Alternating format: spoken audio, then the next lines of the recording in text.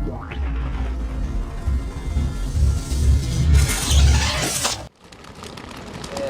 condition is really crazy condition. I mean, that shouldn't give away the whole secret to professional windsurfing. Maciek Rutkowski giving Antoine elbow a run for his body. Here we go. Woo! What a finish! The guy is kind of talking bullshit. The team's just got to work a little harder. Welcome to the Windsurfing Podcast, back again for episode 6. And this week we have a crazy Frenchman, not big in stature, but big in the balls department, I can tell you that. He is the original storm chaser. He's won the event a couple of times. Maciek finds out that he has spent over 6 hours a day sometimes searching through Google Earth, trying to find the best windsurfing spots possible. He also finds out about some pretty drunken antics, including crashing his van, racing shopping carts. We also hear about travels and why you shouldn't trust the locals. Who is it? Well, if you haven't guessed by now, it's obviously the one and only crazy Frenchman, Thomas Traversa. Thomas, how's it going? Good, and you? Good. I have some really tough questions prepared for you. The first one is, Nice. I'm really struggling with my water start. Can you give me some tips? Struggling with what? With my water start. No, I'm joking, of course. I would say go with the beach start first then. You know? Yeah, first thing first. maybe I should try that. Anyway, I heard you're kind of, even though the lockdown sort of is finished, you're kind of stuck at home with a little injury, let's say. What's going on there? Yeah, I had a problem with my lung.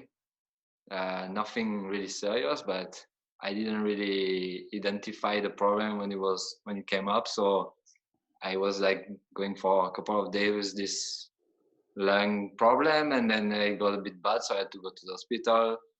And in the end, because of my job and what I do, they were a bit scared that can happen again, so they decided I had to get a surgery. So yeah, I spent like I think eight days in the hospital, but yeah, it's fine. And now the only problem is that I have to take it easy for a couple of weeks, not doing hardcore sport, like only basically I can only walk and things like this. But after, I will have no problem. Like I will work over 100%, and yeah, it's life. And actually, I'm lucky, with this special year. As we all know, it's a special year that I'm not gonna have any problem with like going to Pozo, because I think actually I would have not been able to go to Pozo, for example. So I'm kind of lucky. So I'm grateful to be healthy, alive, and nothing to complain about, actually. Yeah, you seem to get injured kind of quite a lot. I mean, not a lot, but let's say frequently. Every year it seems like you have a little something. I remember, like, I think last year you broke your foot, or 2 years ago, and the year before that you had like a face fracture, right? Yeah. No, actually, since like last year in July, I've been on a really bad roll. Like I broke my toe in Pozo, which is like nothing, but I could not compete anymore. Then I got this kidney stone the day after I won the wave event in Zilt. During the event, but the day after I won the waves. I had to get surgery, and then now this, so yeah, it's been a tough year. And yeah, I broke my face in 2016, but this was because I was just like super drunk and I passed out, so nothing similar. So Yeah. So how many of those things are actually on the water? Because me, every time I get injured, is nothing is nothing with windsurfing. Last time I dropped, the quiver was obviously fucking heavy, and it was dropping from the cart, and I tried to catch it, and the thumb just went to the other side, and I broke the ligaments. So things like this. So how many how many of this is Yeah. Well, at least the toe I broke in Pozo was during my heat. So this was windsurfing related. And before this, I broke my foot the first time in 2008.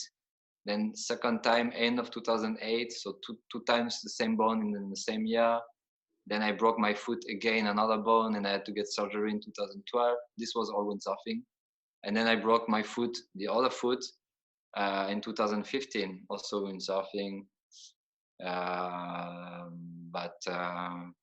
Yeah, lately the injuries I've been suffering were not windsurfing related, which is a bit weird, like you say. You know, we're taking sometimes big, not big risk, but like we're committing hard, you know, and with our body, and then something happens because you do something stupid, like partying or just being unlucky, you know. So yeah, it's a bit weird, but you know, I believe that everything happens for a reason somehow. So yeah. What is the dumbest or funniest injury you've heard from anyone, yourself or anyone? Like, you know, like you say, you guys, especially you guys in the waves, you take big risks. I think it's easy to say. I mean, you're riding massive waves pretty much every week, or you go to Pozo and you do stock doubles, you land fully flat on your back, on your feet, on whatever, and then guys get injured mostly, yeah, in weird ways. So what is the strangest one you've heard? yeah, I remember my good friend Alex, like kind of almost breaking his foot in Cape Verde, like in the rocks, which is kind of stupid, you know. It was not a big day or nothing special. But I think there are stories like this, but most of the time you don't really know about it. Myself, like you say, I broke my face. This would have been really bad. It was partying. I think there are stories like this around, but we don't really know them. But I think I'm a good candidate for the most stupid way to enjoy yourself. When I was young, I also had a really bad injury. I don't know this Collarbone. Yeah, like also like going down a hill in how you say this shopping cartwheel. Shopping cart. Yeah. Like yeah, and I still have pain from this. I cannot really do push-up because it's like clack clack. This is like from 15 years ago. So I'm good at self-destructing myself with like stupid behaviors. If you would take super care on the beach, you'd probably have to take super care on the water, right? I mean, it's just your attitude that goes from everyday life, I think, towards sailing later. I mean, some of the latest stuff you've been posting, the videos, I mean, it's pretty insane what you've been doing lately. So do you think it really takes like your character, you can really see it on the water? Yeah, but the difference is, I guess, that when I'm in the water, I know what I'm doing. But when I'm drunk and, you know, doing a cartwheel race, I'm not really a specialist. So that's why I get more enjoyed in this kind of situation. At least in windsurfing, I can do something a little bit stupid, or not stupid, but yeah, I'm okay to take risks. But I have the feeling I kind of know what I'm doing. So you know. Did you win? Did you win the cartwheel race? It was, yeah, well, I guess, you know, because I got a nice crash, so that was probably what you can call winning it. Yeah. So on the water, I mean, I know you're not really a big fan of like training off the water and physiotherapy and all this kind of stuff. Because it is my thinking is like, okay, you've been doing all these radical things on the water. And talking about injuries, a lot of guys take a lot of care. So maybe to on the beach, to prepare themselves for all these kind of situations. What's your attitude towards that? Because I know it's a little bit different maybe than a lot of the guys.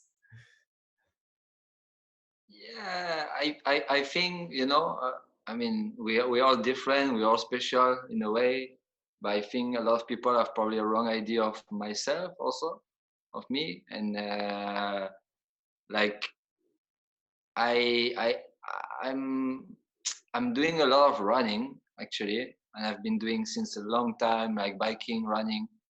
So it's not like I'm not preparing myself, but I'm only doing what I love. It's the same like in windsurfing, let's say in windsurfing I like going in these different spots and ride waves with nobody around, and even if it's not what I should really train for, if I want to get a world title I do this. And it's the same with my physical preparation. Like I like running a lot in the hill, like not on the circuit. I go in the mountain around my house, and this is I can do this pretty much every day. So in the end, I have a good cardio, and I think I have a good condition, physical condition. But yeah, for sure. And also, what I know is like I know myself. I'm super skinny. I've always been like this. I'm not a muscly strong guy. So in a way, I'm like for like thinking a bit like for what, like why I should like try to become like all these strong guys. I'm not gonna become like this. It's like if you were asking Philip Costa to become skinny and light, for what? The guy is fucking destroying everything the way he is, and you know what I mean. So I have a bit Yeah. of this approach. Like I know it's a bit wrong. Like I could probably be more prepared, and I should also. But yeah, that's what I've been doing, and I think it's working. The problem is like I'm not so strong, so I think I have more risk to injure myself. And for example, if I go to a place like Pozo, I cannot sail more than 3 days in a row, because after I'm destroyed. My body is not strong enough. So Yeah. these kind of places, I cannot train. I'm not strong enough for this, and I guess I could make more efforts to have my body strong for this kind of sailing. But yeah, we all make choices. In life, you have to make choices. Yeah, I Cannot think do everything. what you're talking about is kind of like you have your identity and you maximize in that area. Exactly. Yeah. You cannot do everything. You cannot, because if you become heavier, Yeah. you probably cannot use your 62-liter everywhere, anymore, and Yeah. your quiver of 4 sails that I'm Yeah. super jealous. Exactly. I think you use like 3.3 up to 4.5, and that's it, no?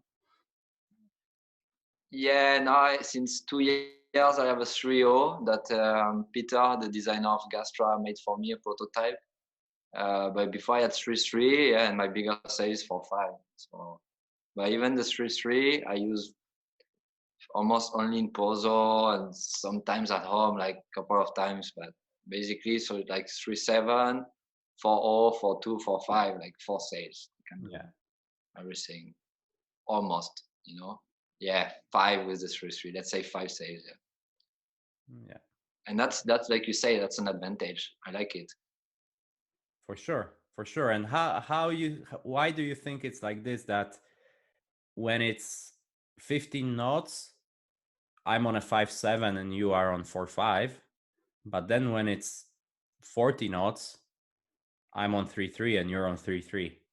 Is that just pure balls, or is that skill, or is that just somehow physics? What do you think? Um, I think it's not skills, but yeah, it's adaptation and physics also. I think the stronger the wind, the more we all get close together, like in the same sail range. It makes sense, I think, Yeah. because you cannot really go smaller than 3.3 or 3.0. So because it's just not working. Yeah, it Um, just gets unstable, so no? It gets like you cannot really. yeah, exactly. There's a limit in the shape of the sail. The sail is it's too small. It's not reacting well. The sail, and also because I'm small, I've always been sailing overpowered in strong winds. I'm like if I go in strong wind and I try to make a back loop, I'm never gonna go up and down like Philip does. I'm always gonna fly sideways, even if I have a mini sail. And you get used to sail like this, and you learn it like this, and then you can you just get used to it, and that's it. I think that's a big part of it is a bit like being lazy. Like I don't really like to have too much equipment, to travel with too much equipment and all this thing. Yeah. I'm a bit like a minimalist in this kind of approach. So I it's not skills, it's just you get used to it. But like what you say, also look at I like to use the example of Philip because he's the polar opposite of myself, and it's amazing to see him like in really light winds. He's not using such a big sail, and he's also using a small board and a small sail. And the guy is planing and throwing double in like less than 20 knots with a 5.3 and a 85 liters board, and the guy is 100 kilo. Yeah, So yeah. you could have, Yeah, no, for you sure. know, you know what I mean. It's insane to see him like sometimes like I say, I would be out with a 5.6 and a 100 liter barely planing, and he's with 5.3 and a smaller board, and he's probably heavier even than me. And like you say, Yeah, like I can barely get off the ground to do a chop hop, and he does doubles. So for sure it's yeah, like you say, you're born with that kind of body and you kind of adapt uh, in a yeah, way. yeah. So it's insane. It's And insane to and we are, see him in this light stuff, and it's insane to see you in this strong, because it's like how the guy does that. But anyway, coming yeah, back and this is to something I really, go. yeah, it's also, just to say it's something special about windsurfing. I think compared to other sports, it's like there's such a variety of different styles of sailing and style of people, like body style, and it's rare. You don't have so many sports like this, but where you can have really different kind of people doing the same thing, uh, sort of. Yeah, I think sort of.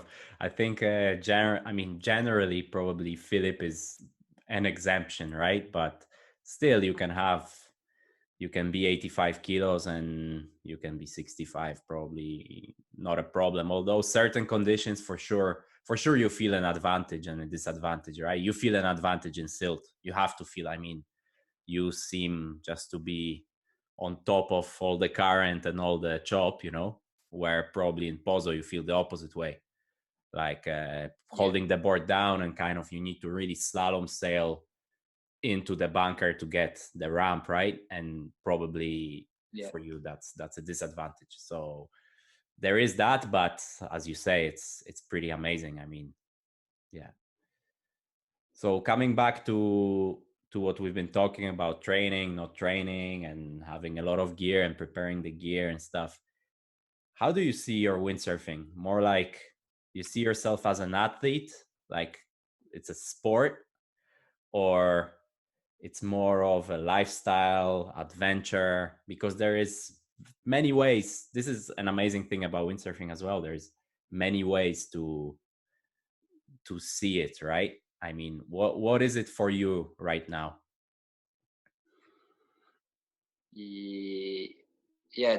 that's a good thing that you had right now, because what it is right now, it's not what it was 10 years ago or 15 years ago.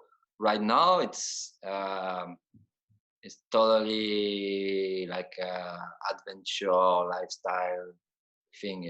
It's not, I wouldn't call myself an athlete because I'm not. uh, I think a lot of people who are like preparing themselves for the local run race, like just jogging race they do here, they're more serious about their preparation than me. So it would be a bit pretentious to call myself an athlete. But so yeah, I see more myself, more like um, living, like searching for different experience.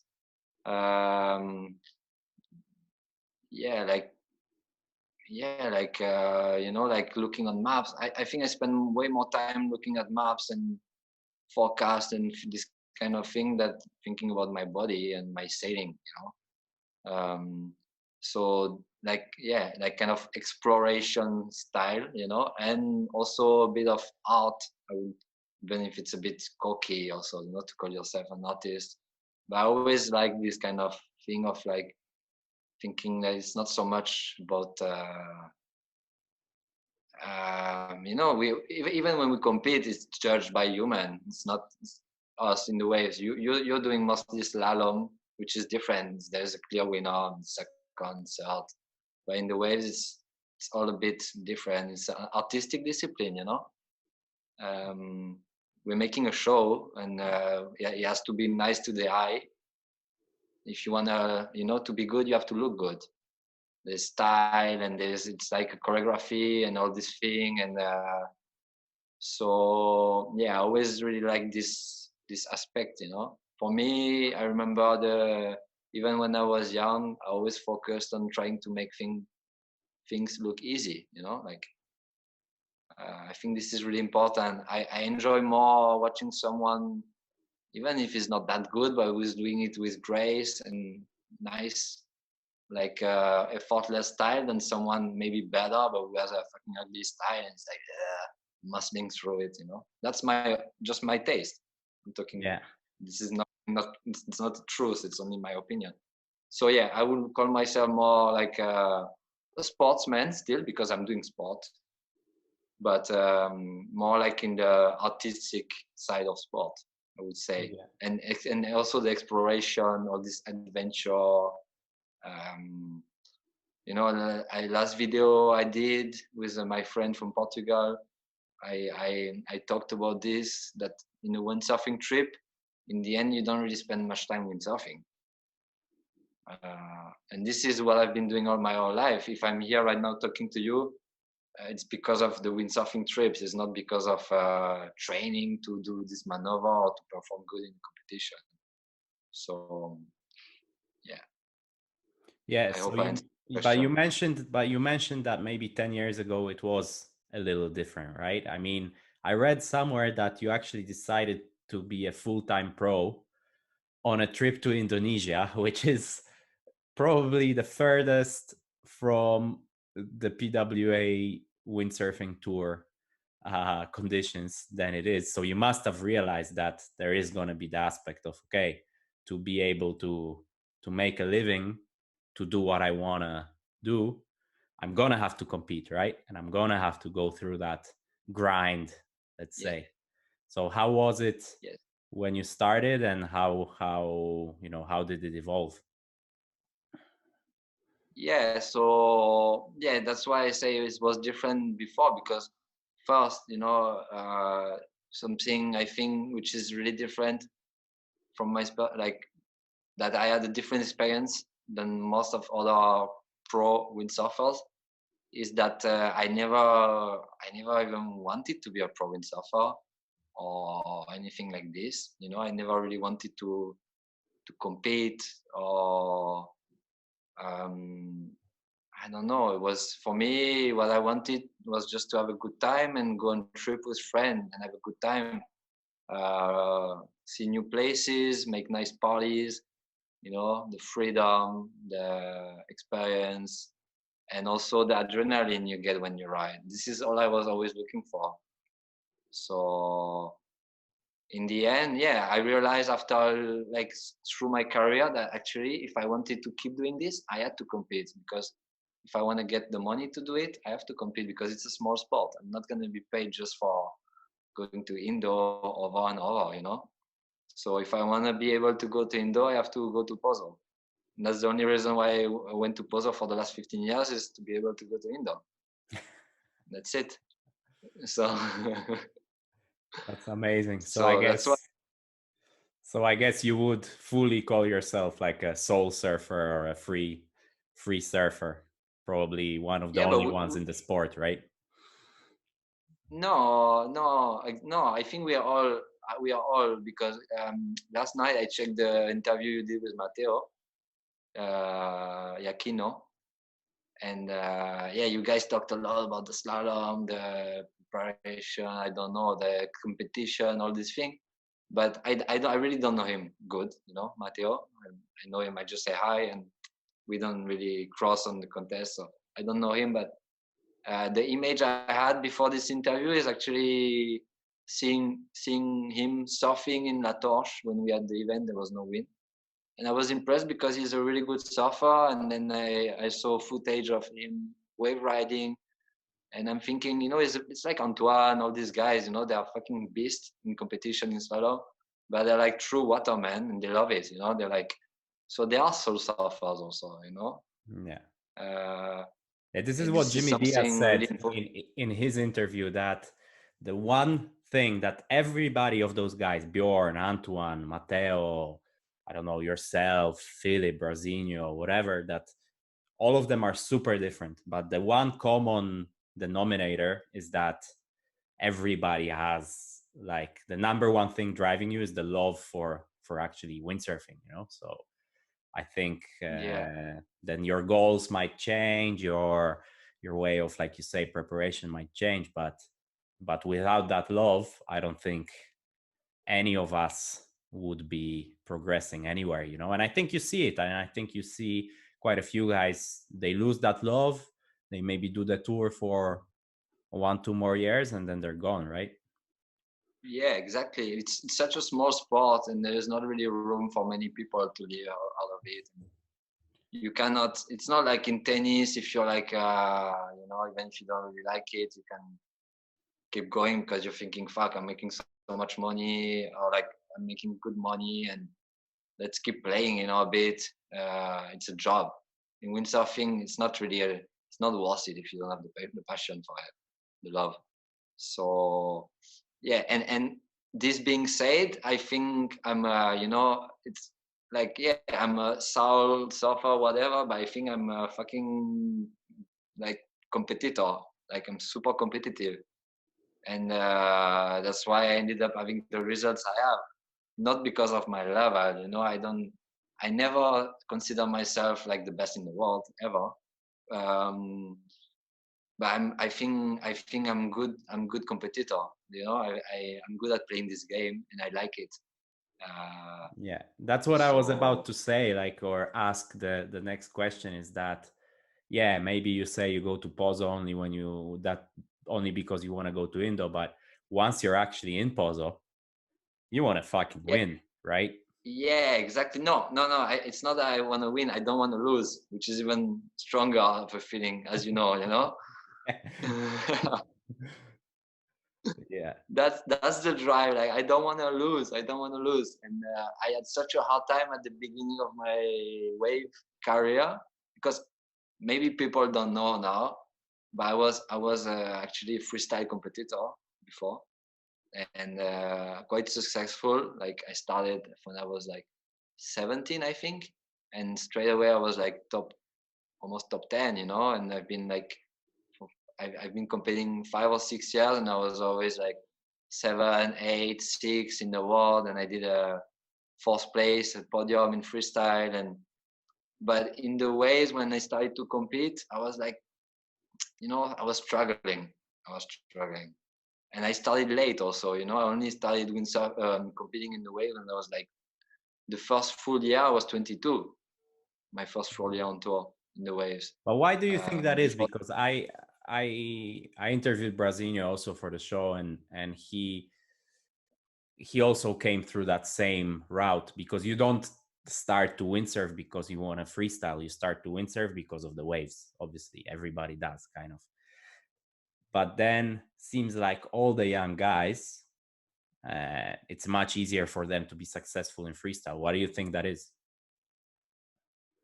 um, I don't think it's true now, but it was like 10 to 15 years ago. It was not. Now it's not the case. Now I think if you want to be good in the waves, then you can go to the Canaries and do all these junior events, and you can enter the tour. And but I think all this generation, which is now kind of on top of the wave scene, like Brosinho, Ricardo, myself, Robbie Sweet, even Victor, we all competed in freestyle because it was new when we were like, I don't know, 18, 20. Brosinho was like 14, 13. I remember him like in 40. He was really a grom. And this was like a fully new discipline, freestyle. And it was such a chance for us. You know, like I say, I think I was 16 my first event. I arrived, I was nobody. I was nobody. And I was beating like Peter Volvato and I don't know, these guys like the legends of the sport. John Sky, the guys you will see on the magazine, on the cover of the magazine, you know. And the only reason was that it was something new. So they didn't have an advantage over us. They didn't have experience because we all started from the same point, you know. Yeah, and then you're younger and you're actually learning faster, right? Exactly. And you don't care so much, you know, and you don't have a family, and you don't have a career, and you don't have you can go and try to make a flat car for 2 months every day nonstop and keep going, you know, that maybe other guy wouldn't go through this. Yeah. So how is it like when you're, let's say, 17, 18, your sponsors throw you a bunch of cash, a little bit, but for an 18-year-old, like anything is a lot. I remember it for myself that, you know, like I thought when I came on tour, I thought the guys were making millions, you know, the perspective obviously changes, but but how is it like there is a bunch of 18-year-olds, like probably half the tour is under 20 of the freestyle tour, and you're just traveling the world and having a good time, and it must have been a crazy time. I don't think we've seen this ever since that early freestyle era. So tell us a little bit, tell us maybe a few stories from that time. Yeah, it's exactly what you say, you know, like for me, and this is how I got into windsurfing. I even quit my studies because of this, because I never planned to become a pro, but it's not so long ago, but yeah, 2002 I started to compete, and I quit my study 2005. I was making quite good money in the end, you know, if I think about it now. Fuck, you know, like for a teenager not paying for nothing, there was more money, and prize money was double. My first event ever, I finished 12, I got 2,000 euro prize money, and this is in 2002. So, you know, life was cheaper, and this was a lot of money. So I could go out every night and like a king, you know, like a fucking king. And also, yeah, like me, for like at this time, the old guys were Kaoli, Tonki, Tati, and they were 19, and they were the old guys.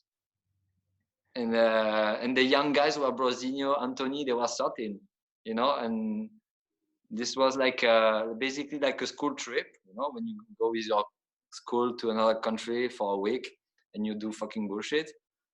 But it was like this, but we were even paid to do this, you know.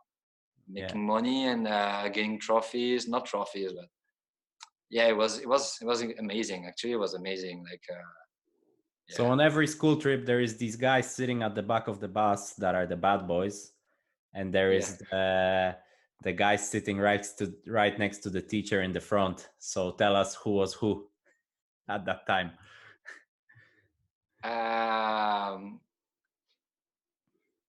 I would say, yeah. I mean, I don't wanna be harsh or talk shit about people, but already, yeah, you could see Brosinho. He was already one of the most serious of us. Even though he was young, you know, he didn't really get influenced by the bad guys, you know. Kaoli, even Ricardo was like, he always had this, he still has this little bit of a bad boy, you know, like little kid bad boy, but he never already went like out of control. So they were the guys like Kaoli, Ricardo, they were winning. and they were a bit more serious. And then there was the really bad boys. I would include myself in them. Anthony, Kevin, Mavisen. I think we were like the three of us. We were the good team. Like I'm not proud of it, but like I always tell the story to my friends. Like for at least 3-4 years, I think that all my freestyle career, I've been competing. Like we were all going out every night, like to 2-3, getting super drunk, almost puking, like super like trashing ourselves and competing the next days, and this over and over and over, which is nothing to be proud of. But it is pretty impressive. Everybody... Imagine trying to do that now. Yeah. I don't know. Yeah, that's why I always wonder. I'm like, actually, but I'm not even sure we would have done better, being serious. Because when you're young, you recover so well. You're like, in the end of your life, you wake up in the morning, you think you're going to die. And then you just go and say like 10 minutes before you hit, and then you're fine. Because you're young, you recover. The body is not the same. And also this is something I remember is like the older guys, they were also partying. Like I remember, I was a kid, but I was partying with Peter, Scotty, John Scott, everybody was going out, not every night, but it was totally different. It was like really a different time. Like there was more money, there was more, everything was easier. So it was different. It was a bit more like if you would do this now, everybody will look at you like you're an asshole, you're wasting your luck and you're being stupid. But before it was way more common, I would say, to do all this bullshit. Yeah, definitely got a lot more serious with everything, with training, with this, with that. I mean, who would think, like when you were starting, who would think a wave sailor would go to the gym? I mean, it almost sounds stupid, right? But now it's normal. Yeah, exactly. Exactly. So different time. And all this to say that the freestyle was amazing because it brought us like success, good prize money, and freestyle was more popular. You will get pictures in the magazine for doing freestyle.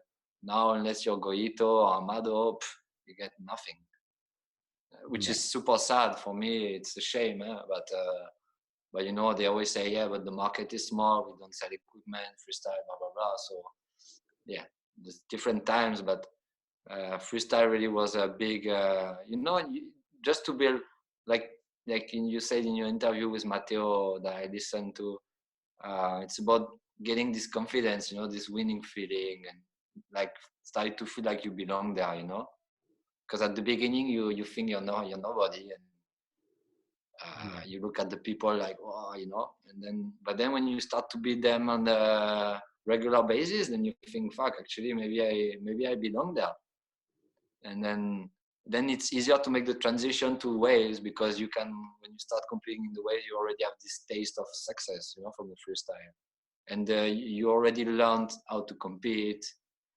And nowadays it's different because we have this junior circuit, which is amazing for the kids.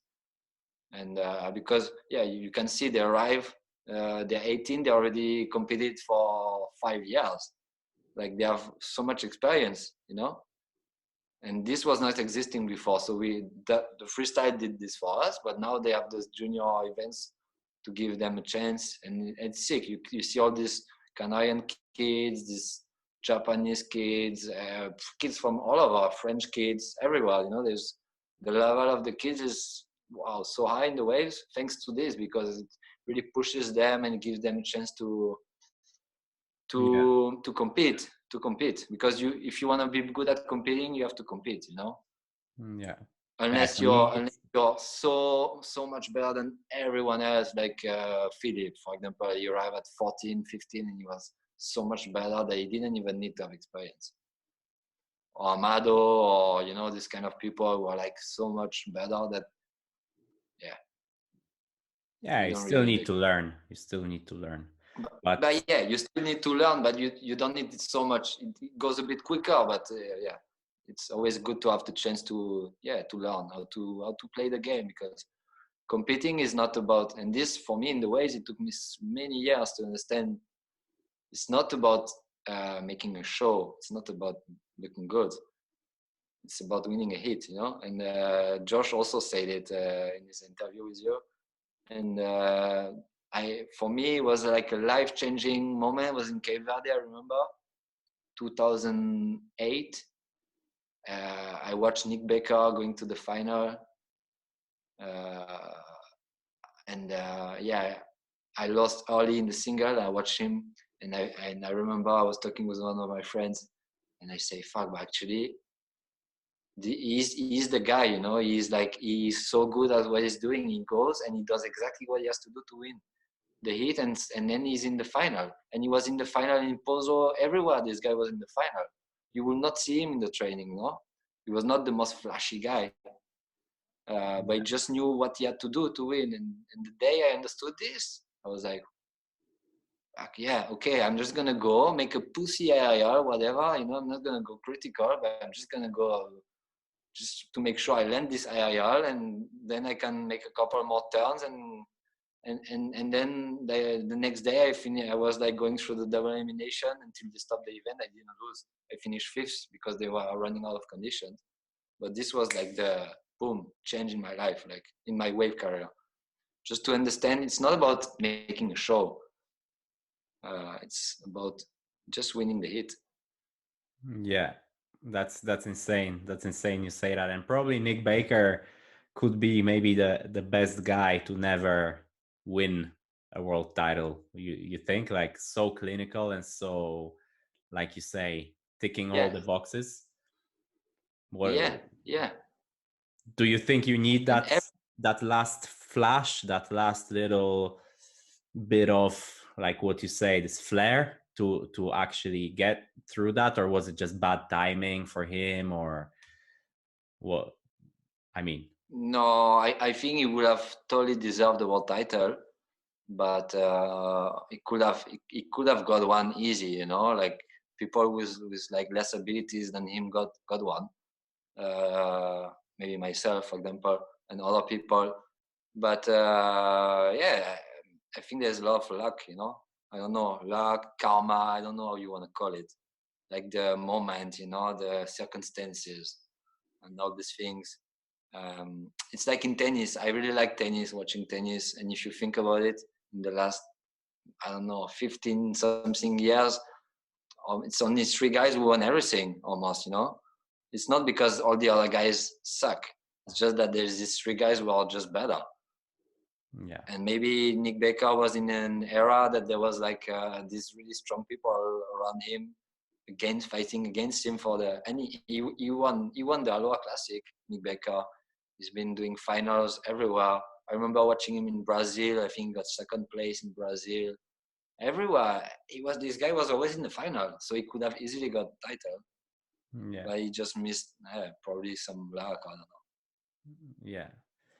Yeah. So you touched on your world title. I mean, for a guy that, like you say, only goes to Pozo to go to Indo, you have some pretty fucking good results, man. I mean, you've won Denmark twice, Silt twice or 3 times. Twice. Yeah. Twice, yeah. Won the Storm Chase, won the indoor in Poland, in Warsaw, and obviously got a world title in 2014. That 2014. And I even got a podium in Pozo. If you think about it, nobody knows about this, but you got a podium in Pozo. You got 2nd in the Aloha Classic. I mean, actually, most of these results I mentioned, they actually happened in 2014. So maybe tell us what. Yeah, well, yeah. No, like Pozo, I made the podium in 2017. But in 2014, it was my year for sure. But I wanted to ask you, what was different? Was something different, or was it just you get on a roll and you just start rolling? What was the the mindset kind of like? I think it's a combination of many things. Like already I had won my first event in 2012. So I knew, it's possible, because before this I never thought I was gonna win ever an event, in the waves, or even make a podium. But then all of a sudden, boom, I win an event in 2012 in Denmark. So then you think, actually, once you get to the quarterfinal, you're not happy. You think, maybe I'm gonna try to get to the semis. And then when you get to the semis, you're like, I have a chance to go to the final. You start. It's not that you think you're better, but you actually look always what's next. So there's this. Then I was getting more experience, I guess. And then we made this. We changed the boards. We made a big change in between 2013 2014 with Fabien, with the boards, and the new boards I had at the beginning of the year 2014. They were so good. When you get this board that you feel like you cannot fall. Whatever you do, you're not gonna fall, and you can do whatever you want. Sometimes you get this. It's like Camille, he called this the magic board. We all have this magic board. Like you guys in the slalom, you have this mast or fin. I don't know, this kind of things. Yeah. So this gives you a lot of confidence, and so it was like, the experience, the equipment. And then it all clicked when I got the. Actually, that year I started in Pozo with a shitty year.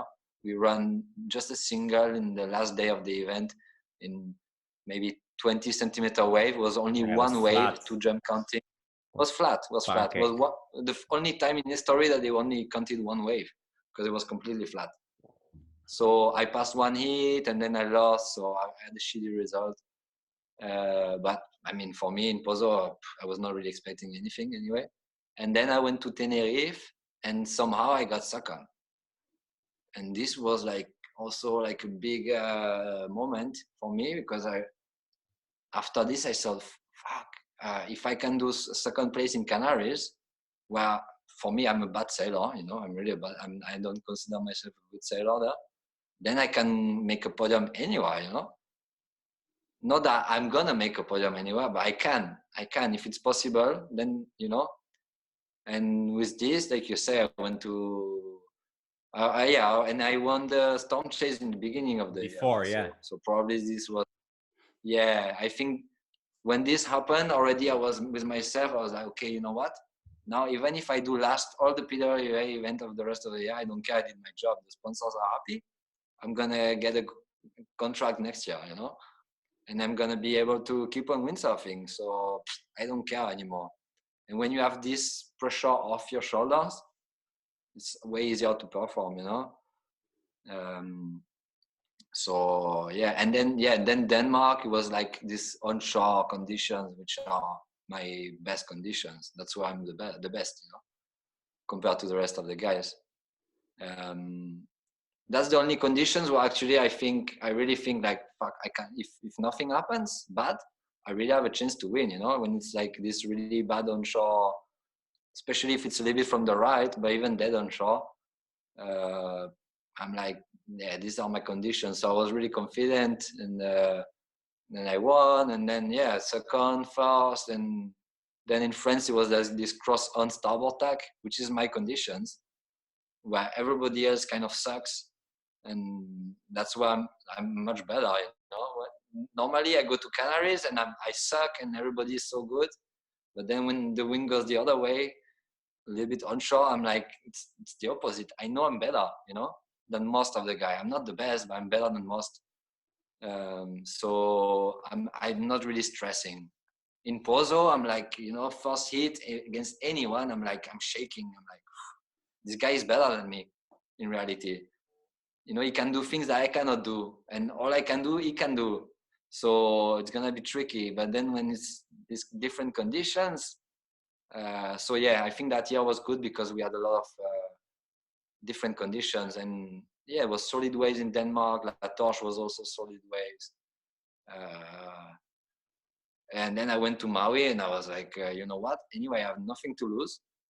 And if I made all this podium in all these conditions, why not? If I made a podium in what's the name, Tenerife, I can do a podium in Maui, because I'm not a good sailor in Tenerife. So if it's happening there, it can happen. And then I made a second place and I won the title.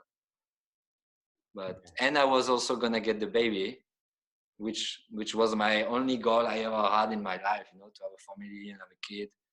And I was like over the moon already that my wife she was not my wife yet, but that my girlfriend was pregnant.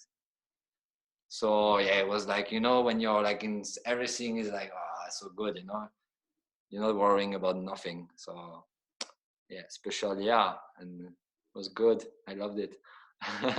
For sure. I'm sure you did. I'm sure Yeah. you did.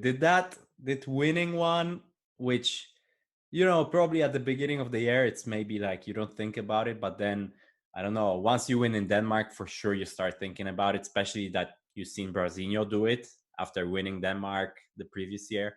But do you, like, after you win one, do you feel maybe less pressure and more freedom to do what you actually always wanted to do and focus on more doing trips and try to find some extra sponsors for those missions which you did, you know, like you're a world champion now, you have this, you know how it is for people outside of the sport, like once you're world champion you go 3 steps ahead even though inside nothing really changed. And Yeah. did that relieve the pressure for you from competing and maybe putting the focus a little bit towards No, other things? no, actually, it was the opposite. It was the opposite. Like before, I always consider myself more like a free rider. You know, I thought, yeah, actually, not. I thought like it was the reality. My sponsors were paying me for the trips, not for being top 10 in PWA. You know, they were more paying me for doing already. I was already doing videos and always a lot of articles in magazines were big still at this time. And with all my travels, that was my focus, you know. But then when I won the title, I remember the next year going to Bozo, first event. I was like, you know, I had this lycra with the number 1 on the back, and I was like, oh my god, you know, I'm I just hope I'm not gonna lose first round, you know. You are the target. Yeah, I'm the target, and I know I was not the best guy, so I had more pressure. I was like, now I have to kind of show everyone that it was not just luck, and I'm not so bad, you know. And so it was a lot of pressure actually. I remember it was a tough year after, and yeah. Yeah, I I don't know. don't think And I anybody, broke my I don't think anybody thought it was luck after you came on the podium in like all the events except yeah, for one. yeah, but you know how sometimes you in your own head you see things different than people from outside, and so yeah, actually it made me more pressure, and because I got more pressure, then I was like, okay, you know what? If I get all this pressure on myself, I'm gonna do even more. If even it was not, it's not that I was doing more, but I was like, I'm gonna do it more seriously, all this trip and big wave thing, because I was always doing it, but for years I've been doing it with nobody to film it, or you know, like I was like, okay, I'm gonna make this more professionally, so in case I really fuck up on the tour, I can surf on this world champion wave, like you say, you know, Yeah. use these new stages that I have. And also, like a lot of people, I think didn't really know me so much until I was world champion, and then people who don't really care so much, then they heard more about me. So yeah, it opened me more opportunities, I think, to like I got like more support for what I was doing already before, you know, like this big wave. It gave me more like credibility. Yeah.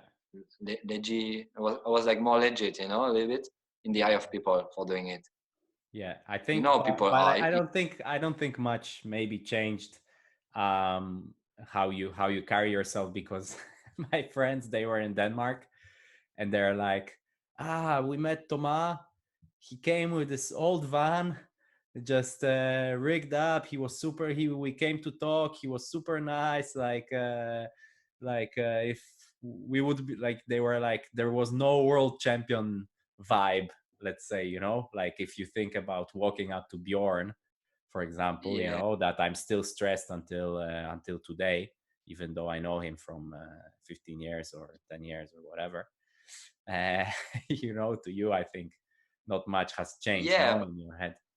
No, this for sure. For me, I'm the same guy. You know, it's nothing. It doesn't change nothing, and it's not because I'm world champion. I need to have a new van with my face on it. You know, I respect people who do this. They get support for this. I don't like it. I will never do it, and that's it. You know, so and I like my van. You know, I don't want to sell my van and all this thing. I mean, I don't want to change nothing, like you say. But I think the big difference is like most of my life, windsurfing life career, I've been traveling to places where there are no windsurfers.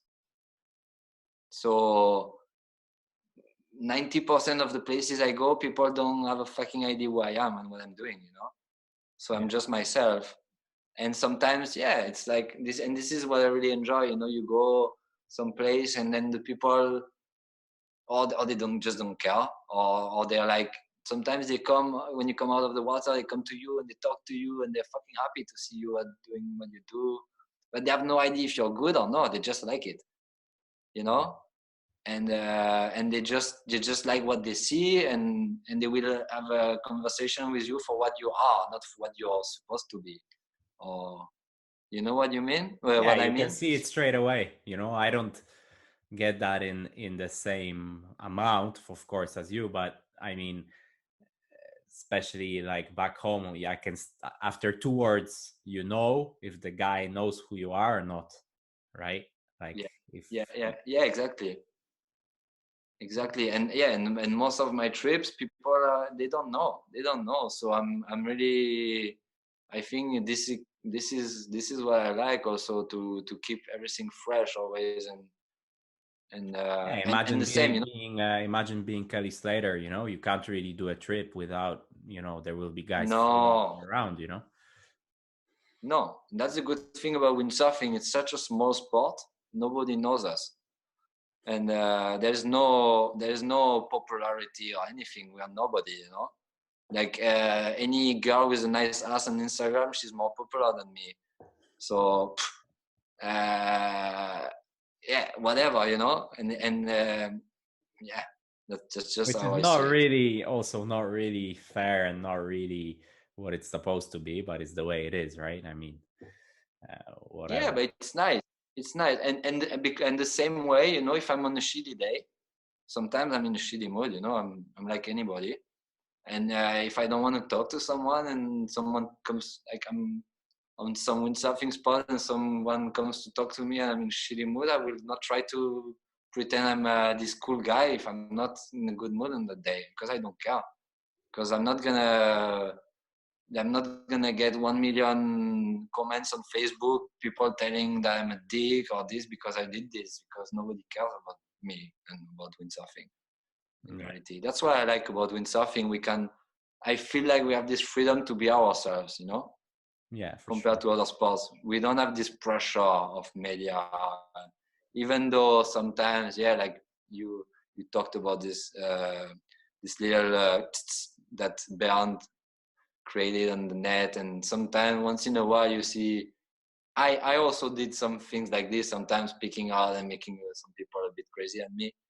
But it's nothing, you know. It's like in the end, we have this freedom, you know, to say Yeah, what we think and to be what we are.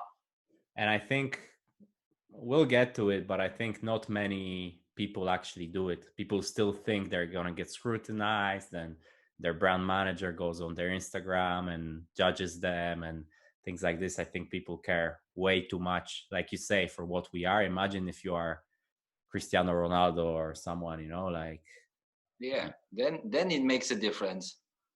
you know. But But now, for like us, me especially, you know, sometimes I put some stuff that is maybe funny to me or whatever, and it's not really, nobody understands, and then, you know, I get some shit from some places, and like, come on, like, who cares? It's just me, you know. I'm not gonna yeah, create an image that is artificial or whatever, you know. yeah, some people will care, and because they are super passionate, and then it's a good thing in a way, if they care because they care. And that means there's some people who are really windsurfing fans, and it's nice to see. Good, even if they get pissed at you or at me sometimes, or at Bernd for what he says, that means, yeah, okay, there is some people who, and that's great, that's why we're still here calling ourselves professionals. But yeah, it's like, it's okay. In the end, what's important is what you do in the water, I think. Yeah, you mentioned trips, you mentioned traveling, you mentioned doing it a little bit more seriously these days. How do you even start? How do you even plan a trip, and how do you even decide where to go?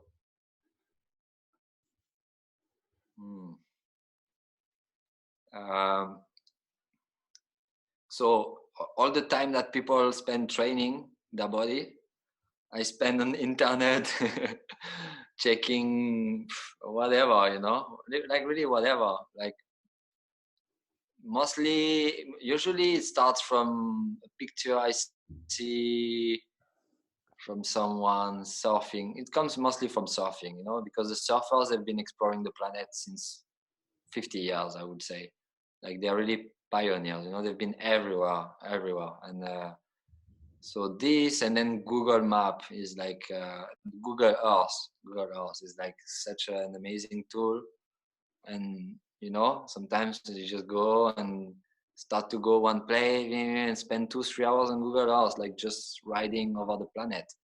And then you find these things and these places, and then you start to Google the name of the place to see if you find pictures. And you type like the name of the place with the word wave, start to look for pictures, then go on Wingoro, check the archives to see if you have archives, to see what's the statistic, what wind you get, how often,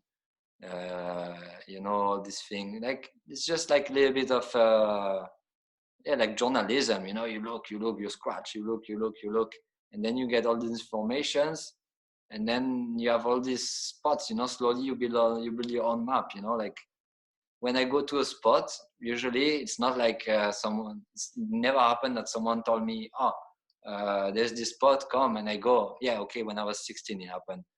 When I went to Indo, on my first trip that I did with my really good friend, photographer Gilles Calvé. He brought me to Indo, to Cocos Island, to Madagascar, to all these places where I would have never been on my own. But from there, I got this taste, and then I have all these places, and I know they are there. I know what they need to work, and then you just have to wait for the moment. So just keep looking at the forecast. Just look at the maps, and when you see there's something, you see. I'm doing mostly in the Atlantic, So I check this Atlantic map, and when there's this big system, I'm like, I see where it's gonna hit, like where there's gonna be the most swell and the wind, and then I go closer. I'm like, okay, this could be a storm for this area. Then I go closer, and then I'm like, okay, yeah, there was this spot that I remember that could be bim bam boom. It's like a game. It's for me, it's a passion, I love it. And then you go, and I mean, you always have to take the risk, because you never really know. When it's somewhere that nobody ever windsurfed, you will never find someone to tell you how it is to windsurf. So you have to go. And you told me one interesting thing when I asked you, because I was looking at Iceland for, I don't know, 2 years before you went. And I got to some locals and stuff, and they told me about this side onshore sandy beach. And then we spoke about it, and you were like, man, never listen to locals. You told me this. Exactly. Yeah, that's my number one rule. Never listen to locals. Like, yeah, once you go to the spot, and if there are locals on that spot, yes, you have to listen to them. But normally, if you go to a spot where, if you want to do something new, the people never went there. So the locals, people, they're not gonna tell you to go there because they don't know about this place, Yeah. And that's and most people, they don't look for the same thing than me.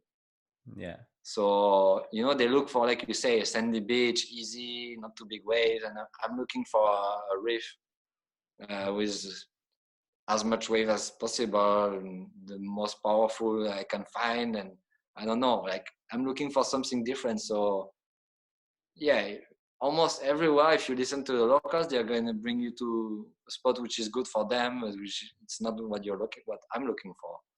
So I never ask any locals in front, never.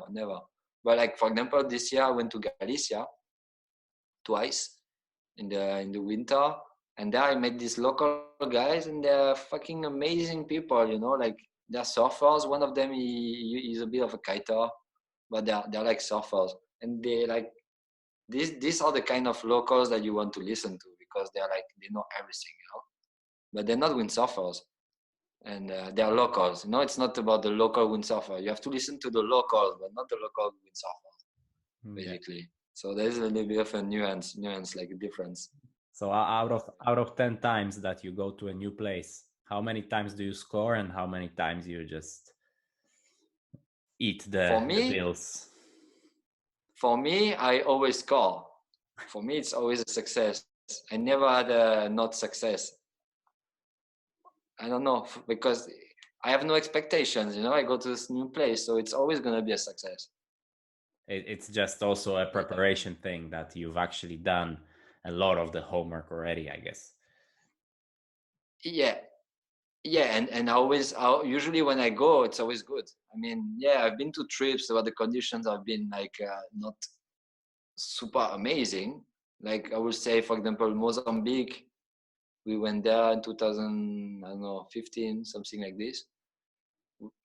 We sailed, I think, 6 or 7 days. In 12 days we were there. Okay, we are like head high, was not amazing side shore. It was not like this Cabo Verde style, but still, you know, in the end we scored, and we surfed like every day, and it was nice. So, and we knew it was not gonna get, we were not gonna get the Punta Preta. It was more like, maybe if we're lucky, we get this special swell, and this sandbank is gonna walk, and we can get something like Jordi Smith had in his video. But we knew the chance was like really tiny. But the backup we knew was gonna be good. But the rest, honestly, I don't want to be pretentious, but usually when I go, I score, because I'm really spending a lot of time. Like before I go, I look, and even like you know, like on Magic Seaweed, you have people like posting pictures. They have the date. There's the date on it. Or a lot of videos in surfing. This like amateur, they put this video on YouTube with like 50 views. The quality is shit, everything is shit, but there's the date, and then you can look at the archives on Winguru, and you know, okay, with that forecast they got this. So now if I have a forecast with like the double of waves in the same wind, it's gonna be, you know, twice bigger, and that's how it works. It's simple in a way. But for you to have that database in your head, I think is amazing. I think this is what separates you from maybe all the other guys, that you have this, okay, you see this blob moving one way or the other, and you're like, okay, probably we should look at these few spots or whatever. So I think this is the difference. And also being ready, always being ready, right? Yeah, I was gonna say that, because that's the difference. I'm not going to Chile for 1 month, or to South Africa for 2 months, or to Maui for 3 months, or I don't know. I'm not doing this. I'm staying here at home. So that's the only way to be ready. And because of this, I'm not training like the other guys. I missed a lot of training that these guys do, you know, like this daily training. Like I'm gonna walk on my daval day after day after day. I'm not doing this. So I sacrifice something, you know, for being ready for the right day. And also the difference, and this is, I think, something that's probably the biggest difference most people don't realize, is that time is flying, you know. When it's on, you have to go. You cannot think yes, no, maybe next time. No, you have to go. If the forecast is good, you go. You know, you cannot wait for the next one. And this is something like, that's why most of the time I go alone on my trips. Sometimes I have a friend or two, but it's rare, because most of the people they're like, yeah, I wish I could, but now I'm busy, and then the next one I come. No, if you want to go, it's, you know, when it's on, you cannot. And this I also get inspired by the surfers, because the surfers, they fucking go, you know. The guys, they travel, they don't care, they drop everything and they go, you know. They have this culture of like committing super hard, chasing even swells. if they're gonna catch maybe they catch only one wave or two, you know, and they go, they make all this effort, they go for 1 week away, they leave the family at home, and they spend all this money for this one wave. But the only way you're gonna get this wave is if you go. You cannot only go if you're like, okay, yeah, now I can really go because I have nothing to do and I know it's gonna be all perfect. No. I think it's always like, if you go and you don't score, I'd rather go and not score than not go. Like, it's the same. Like, you see a hot chick at the bar. Okay, now you don't because you're married, but you see the hot chick at the bar, exactly, and you'd rather come and get slapped than go, right, and not try. Yeah, and the same, like, you, if I follow your example, you see the guys who go, usually they score with the chicks, even if they're not the most beautiful looking man or the most smart guy of the group. Is the one who goes score. So who goes the on chick, tour? you know? Come on, spill the beans a little bit. I have no fucking idea. I'm not going out anymore. Like, really, I have zero. I will say, but I don't know. I just don't know. Yeah, I don't know. Okay, back to serious business. Your top 5 destinations you managed to travel to so far. Just pure windsurfing, pure conditions windsurfing. Just sailing, pure sailing, windsurfing. Chile was really good. Cape Verde for sure. Portugal has to be there. Ireland. So that's okay, whatever. Just keep going. Keep going. Yeah, Chile, Cape Verde, Portugal, Ireland, Maui. Come on, Maui. Maui's on the list, top 5. Like, these are quite popular destinations in the end. Like, anything super under the radar that people don't realize maybe how good it is, and you. No, but when I say Cape Verde, Portugal, Ireland, yeah, it's popular, but yeah, people go to Ponta Preta. In Ireland, they go to Marhorty. In Cape Verde, they go to Ponta Preta. There's so many other spots. You know, I'm not talking about this one spot. I'm talking about the whole picture. So Indo is amazing, but what I don't like about Indo is a bit too radical, and you really cannot make mistake. You break way too much gear. It's like, this I don't like. This is amazing in Chile. Somehow you just, okay, even if you break, but nothing happens. It's kind of yeah. And Cape Verde is good for this because it's perfect waves. Yeah, you break gear, but it's kind of easy, you know. Like, there are places you can really get in trouble. Like in Indo, fuck, if something happens to you, you're far from everything, you know. I remember I had one day there. It was big. I was along with my friend Brendan, who was filming. It was super big. It was so scary. Like my friend was on the beach basically, and I know he's a shy guy. I know he wouldn't talk to anyone, and he had no fucking idea about the word in Indonesian. And I was alone on my own in the middle of nowhere. If something happens, I'm fucked, you know.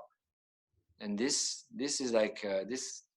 That's why some places are more user friendly. User friendly. Yeah, that's the word. But I think there's potential for new places to be found. But Canar is also amazing, you know. I'm a guy, honestly. Always people ask me, so what's your best place? I don't really have a best place. I like everywhere. I think you can find, you know, France. I've been scoring fucking epic conditions in France also. This is my home country. The Ile de something, the Isle of Cows. Yeah, but this is the easy one. But like even in the Basque Country, I had a couple of sessions in probably almost the biggest wave of my life there, and it was not really well documented because I didn't have like a film or something. But you everywhere, man. You can really, if you look for it, and if you go on the right time, right place, everything, you can. Yeah. That's Cocos the Islands. beauty of. I think this is one of the first one. Cocos Islands. This is the first time I think I saw you in a movie. Freaking light wind, but the waves, they looked insane. Wow, yeah, that was insane. But you know what? I'm not gonna say this one in the top 5 because the conditions we had, I think it was like something that happens once every 10 years. Yeah. So yeah, it was, and it's like the wave is too fast. There's no channel. You know, it's like there's no end to the wave. You know, you cannot kick out. It's not like you end up in a channel and the wave is finished. And there's no beach, and it's like a reef, like super shallow, like maybe this shallow, with like this live coral. Fucking sketchy. Maybe now I will enjoy it more. I have a better level.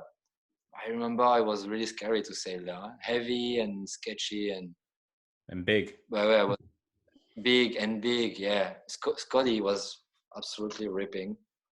I remember I still have this vision, you know, like this vision of him doing this amazing turn in front, like me going up, like, you know, like along the whale, and him like on the mast and a half barrel, like going like, yeah, like, wow, memories. Yeah, this kind of memories. And this is why I keep traveling and looking for new places.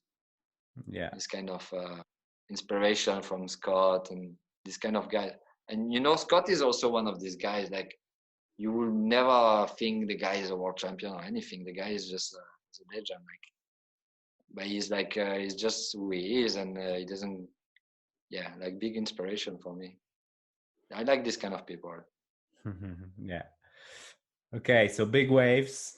You mentioned, because basically when you travel, you want to travel for either heavy or must high plus or whatever, right? You want to travel for something, or at least lately you have been traveling for big stuff. I mean, the stuff you've ridden in North Shore Fuerte or Portugal or even Brittany. I mean, big stuff. Yeah.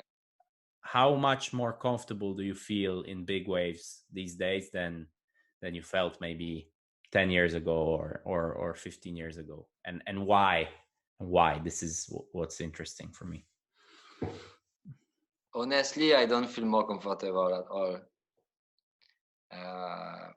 I think it's almost the opposite, because now I have more pressure, because when I go to a place like this, I have one guy taking picture, one guy taking video. I'm paying for these people, you know, so I'm like investing money in this, and I know I have to ride well, and I have pressure on myself, you know. Yeah, but if I look at you on the Cocos Islands trip, for example, I mean, these days you would freaking hit that thing so hard that, you know. Yeah, for sure. No, but this is a matter of a level. I was just not a good sailor, not as good as I am now this time.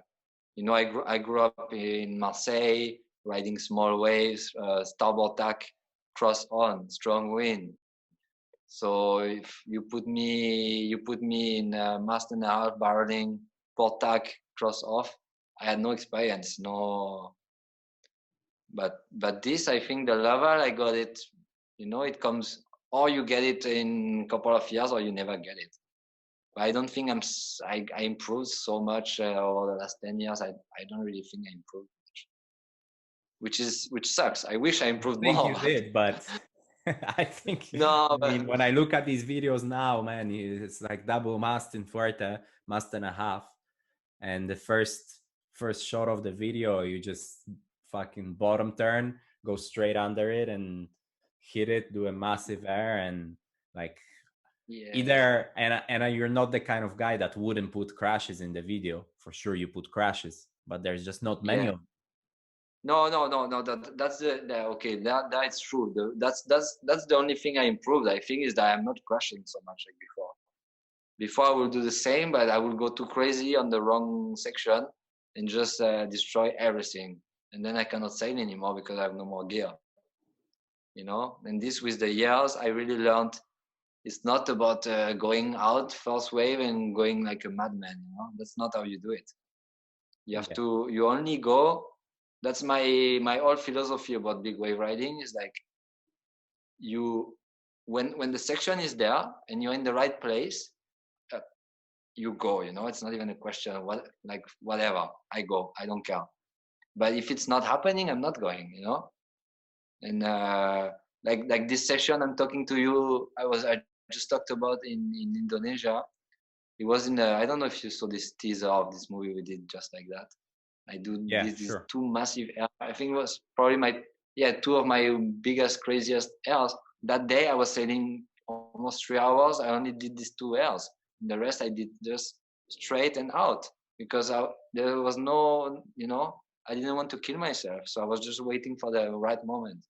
But this is and this you can do when you're alone. The girl at the bar, because like I still remember a section like I had in Chile for 1 month. I had one big day, like a month and a half, let's say. And there was one section kind of soft, like easy. But there was only one section I could hit on the first wave. I pussied out, and I remember until now, Yeah, and sometimes it's on the first wave. It can happen. It's on the first wave, and you have to go. And I didn't go, and I exactly. And then you go. You have to go. Yeah, that's the whole thing. You have to when it's there. You have to go because, especially with the wind, the waves, they get really affected by the wind. It's not like this perfect glassy surf that every wave is the same. That's why I'm asking. That's why I'm asking. How do you feel more comfortable? Because it seems like they drop you from a helicopter somewhere in some place, and on the first wave you can go. Yeah. So that's But that has to be a certain mindset. Yeah, mindset. This is just what I say. It's like when it's there, I go. I have no doubt on my ability to do it. If it's clear, it's really simple in a way. Big wave riding is such a simple. There's almost no technique. It's not like doing a perfect double on a chop in Pozo. You need to have the perfect technique. But to go hit a lip, you don't really need any technique. It's only commitment. I disagree with that. No. I mean, there's a bit of technique, but not so much, because every wave is different. So you cannot repeat the same. You cannot think, oh, I'm only gonna throw it if I know I'm gonna land it. When I say that's the thing. Okay, let's say I go to this big wave place. I see this big section. I'm going not because I think, oh, I'm nailing this. I'm gonna make it 100%. No, I'm thinking if I think I have at least 30% chance, I go. I never think I have 100%, but most of the time you have less than 10% chance of making it, and this is when you should not go. But you can never wait for the 100% chance of making it in big waves because I think also you cannot get affected by because some of these waves are legendary, and I think like I don't know, you go to Jaws and just because it's Jaws, maybe you just have way more respect, and then you would ride the same wave like that in North Shore Fuerteventura, and maybe you would act differently just because it's not so famous or whatever. People, I mean, you wouldn't. That's the thing. I don't see you doing that, but no, because when I went to Jaws, that's exactly what you say. For me, it was just another. Actually, I was like, "Fuck, this wave is just too perfect. It's just almost too easy, Like it's for sure it's the most perfect big wave I ever sailed. Like the easiest, the most perfect. It's so clear, Everything is so clear. So much space. Everything is so. Everything is quite big over there, isn't it? The cliff is big. The chop is big. The wave is big. Like everything you feel. Yeah. You feel small, but at the same time you trust the wave because you and because it's Jaws. I think that's how I had. That's the feeling I had. I was even trusting more what I was doing because I was like, okay, this wave they've been riding for 20, I don't know, 30 years. It's perfect. If I go down and I see this section and it looks like it's gonna do this, it's gonna do this. It's not this weird wave that kind of mutes out of nowhere and create a weird section, you know? Yeah. So that's why you see these people in surfing getting these incredible barrels, because you know once they make the drop and they see the potential for the barrel, they know actually it's makeable and the wave is gonna make the barrel. Most other places, like in Brittany or everywhere I go, like it's only 1 out of 10 who has a clean section. You know, the rest they make something ugly, and you're just gonna break yourself and your gear if you go for it. There's no chance of success. So that's the difference. That's crazy. But I don't know much about jaws. I only say two times. The only 2 times I saw it breaking, I sailed, but that was it. Yeah. I never spent the winter in Maui, so I'm not. And also what you say, like this thing of going to new place. Yeah, I went to Indo when I was 16, then to Cocos, and with my friend Gilles, he brought me everywhere, all over the world. And I remember my first trip to Indo, so I was 16, and I told him, I was like, yeah, but you know me, actually I sail more starboard tack. I'm not so good. And he was like, yeah, but why the fuck did you come here? You know, I'm here to make pictures. So if you're here, you have to go for it. And if not, you know what? Just fucking don't come next time, you know? Yeah. And that was tough, you know, to hear. But then I was like, okay, you know, and now I'm here. I'm with this professional photographer. They paid me this trip to come to Indo. I have to go for it, you know? And from there, this was my strategy, like on my trips. Then you build this relationship with your friend, the photographer. You know he's there. You know you're also doing it for him. You cannot let him down. And it's extra, it's super motivating, isn't it? Because you are sure he's gonna get it. If you crash super hard, it's as good of a picture as anything that you don't crash. So you just go for it, and it's rewarding. You know, maybe less for the video, but yeah, no, for the picture, actually, he was hard on me also when I was crashing, because he was also like, you're a fucking idiot. Now you have no more gear, you know, fucking douchebag. And the next time, take it easy, you know. Yeah. So he was a bit saying one thing and the opposite, but I like this kind of attitude, you know, straight, like.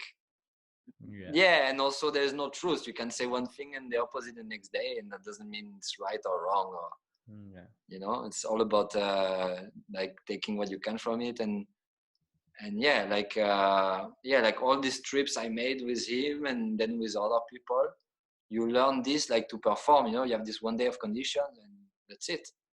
Yeah, that's what happened in most trips. You know, okay, you have more days, but usually you have one good day, if you have one good day. And that good day, you have to go for it. You cannot wait to get. Yeah, I had it so many times with people on trips. They're like, in the end of the day, they were like, yeah, but you know, I was getting used to the place. No, but you cannot get used to the place. By the time you get used, the session is over and the trip is over. You have to, you know. Yeah. So this is the thing also. The bigger the waves, the more it's like about this instinct, like this survival, this like you really commit, like you give everything you have, you know. On a small shitty day to make a little taka for the video, or no, you can try 20, crash, it's different. But when it's big wave and you know you can hurt yourself and you're scared and you can break your gear and you don't know if you break how you're gonna maybe swim with the current, you don't really know, you know, you never really in know. a bad situation you can even die. I mean, it happened before, so. Exactly. So you really, if you go, you have to commit, and this is, for me, this is the essence of what I'm doing, you know. I go somewhere and I'm giving everything I have, like I don't care, like. So who would be on your perfect team for a trip? My perfect team. Wow, I don't want to make enemies on this question. No, perfect trip, perfect team are like my best friends, basically. Like people, I would say people I had trips. I can only talk with people I had trips, because some people maybe they would be the perfect guy, but I don't know. So the people I really had, yes, I talked about Scott McCarcher. Was amazing to travel with him, and Bujma, we did this trip to Brittany. Bujma, I mean, I know him since we were kids, and I love him. You know, he's like such a good guy, and like super honest, and also like living the moment. You know, on the beach, and he's always in the moment. You know, Wesh Taboulet, Julien Taboulet is also this kind of guy. Like he's sharing everything. You know, like full. Like he's not this guy who's gonna go and be on his phone until you tell him, okay, now it's time to go sail. You know, he's like believing the trip, and for me, this is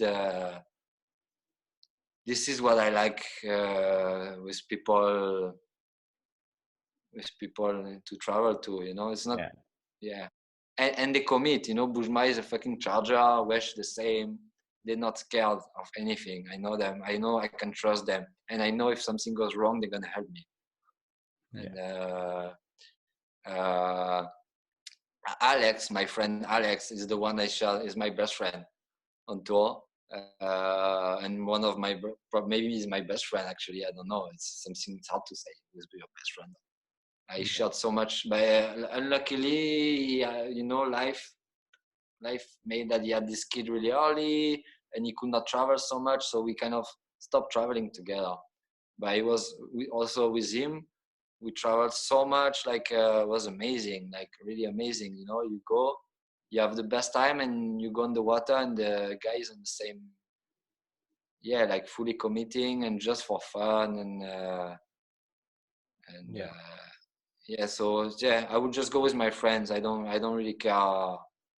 What I don't like is like when people are like, you know, kind of scared or whatever, and they're trying to block you. You know, they're like, they make you doubt. You know, this is what I hate. I don't want to go with anyone who is like, but maybe we should do it like this. But you don't think? No. I don't like this.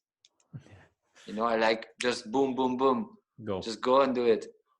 Yeah. Okay. So what's on top of your list to sail still before you retire? I would like to sail Jaws again. That's one thing for sure, because like I said, I only sailed twice, and it was like amazing. So I would like to do it again. Maybe a place you haven't been to. Place I haven't been to. Yeah, but if there's a place I haven't been to, it's because I don't know about it almost. So I don't know, like some. Wait. Fiji? You've been to Fiji?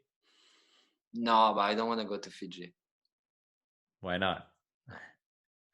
Because it's too expensive. It's too far. You need boats, jet skis. You're gonna break everything. The way is fucking tricky. It's like there's so many surfers, too much people, too much. I don't like this. The waves for sure is amazing, but it's just too much, you know. I don't like people around. Like I wouldn't go. Yeah, if it was cloud break kind of in Indo with nobody, I would go. But I don't know. Or if you invite me, Maciek, if you say, come on, Thomas, I have a ticket for you. You come, you pay nothing, just sit in this plane. I bring you there. I organize everything. Yeah, then I come to Fiji. At least for you, but it's some sort of part of a job. For me, it's fully like a hobby. It's like I could spend this money on fins or foils or whatever, you know. So. But for me, it's part of my job. And like you say, I could spend this money to go to Fiji. I can spend 3 winters traveling in Europe. So I prefer to travel in Europe. I would get Ireland, Mullaghmore. I want to go. Yeah. That's a place I almost went last year, but then I had a bad feeling and the trip, everything went a bit wrong. And I had bad feeling. I felt like scared, which never really happened before. So I thought, okay, I'm not going. Yeah. But I want to go there. Biggest fuck up you had on a trip, like traveling? We've all had some stuff, missed flights, whatever, but